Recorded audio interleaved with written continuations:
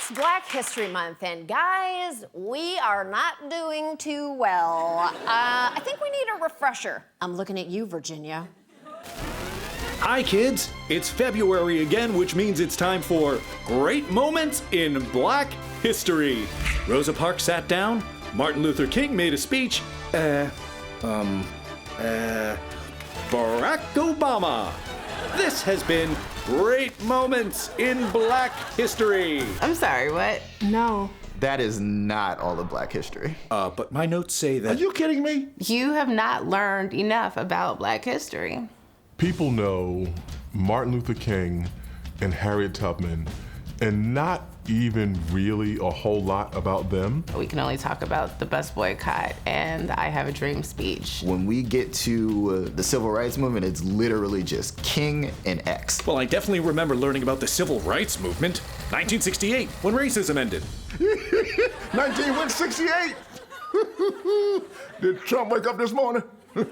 Come on, guys. Didn't the great Martin Luther King Jr. tell us that we all have to get along? Absolutely not. Wait, what?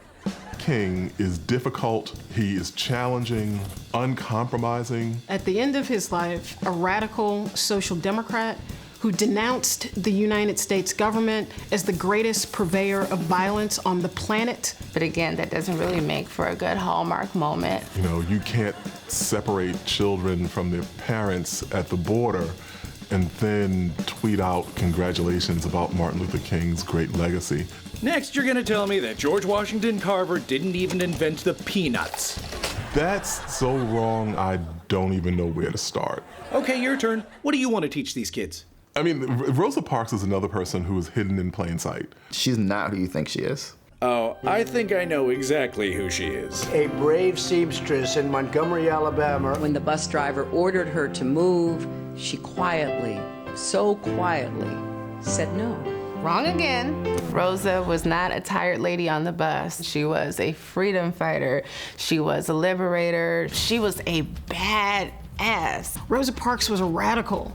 Before 1955, when we know about the bus boycott, Mrs. Parks had a long history as an investigator, where she would gather information on sexual assaults committed against Black women in the South. She was concerned with women's rights and reproductive freedom. There was no Olivia Benson back then, right? There's no SVU unit that's showing up to investigate. Oh my God, that would be such a good show!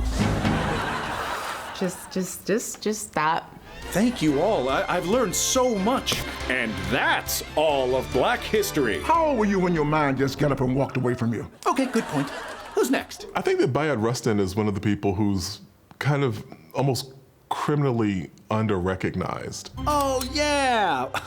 Beinar Frarfbard. No. Bayard Rustin was a lifelong organizer who played a critical and strategic role in the March on Washington, which was certainly seen as a pivotal moment in the civil rights movement. He was an activist for labor rights and civil rights. He's a peace activist. He's doing anti-war protests. Wow. But if that's the case, why haven't I heard of him? Because he was gay. He was openly gay in a period of history where to do so was to open yourself up to arrest. He is Black, gay, socialist pacifist, right? Like, he's actually America's worst nightmare. He worked to alert the NAACP to the emerging AIDS crisis. But he experienced discrimination and marginalization within the civil rights movement. Who's this guy? I was Bayard Rustin's partner for the last 10 years of his life. Oh, okay, yeah. Sorry, sir. We met sometime around mid-April in 1977. We were both on a corner waiting for a light to change, and we kind of looked at each other and started talking, and the conversation went on for 10 years. Wow, that's so sweet. You know, after listening to you guys, I'm starting to feel like maybe I'm the idiot. Yep. Mm-hmm.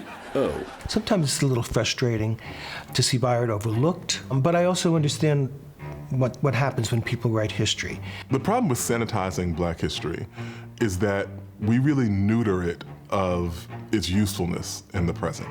understanding that history gives us some insight into the dramatic disparities that often exist between African Americans and the rest of American society. It's not just my child's history or the history of people who look like us. It is American history. To leave people out of that, to leave these stories of challenge, to leave these stories of triumph, to leave these stories of heartbreak and failure out of that means that you're telling an incomplete story. Whoa, I wonder who else we're leaving out. Red Fox, Simon Davis Jr., and Lena Horne. Zora Neale Hurston and Langston Hughes. Medgar Evers. J. Philip Randolph. Reese Taylor, Dr. Carter G. Woodson. The Black Lives Matter movement. This is the story of America, and like the way that we tell the story of who we've been will determine who we become. Because Black history isn't just history. It's happening now, and now, and now. It's almost like it just keeps happening. Okay, all right. Now you're getting it. Huh.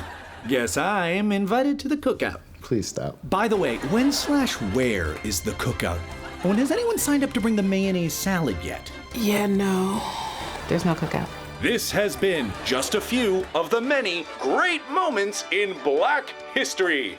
Bye, Felicia. No! Okay, any questions? Everybody got... Read a book. Read the whole book. Read the whole book. Read it on Twitter. We'll be right back.